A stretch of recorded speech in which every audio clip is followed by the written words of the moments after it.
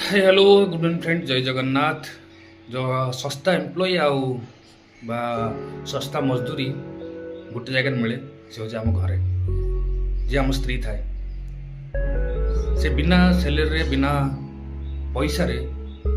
24 घंटा आ 12 मास काम करता है छुट्टी नहीं न था केवल असुविधा किसी कही न था से घर को आसे समस्त कहते तु घर मालिक से भ्रमर थाए कि मैं घर मालिक तो से समस्त दायित्व छोट छोट दायित्व समस्त बुझी थाए आ से बुझा भितर से निजर कथा भाविया समय न थाए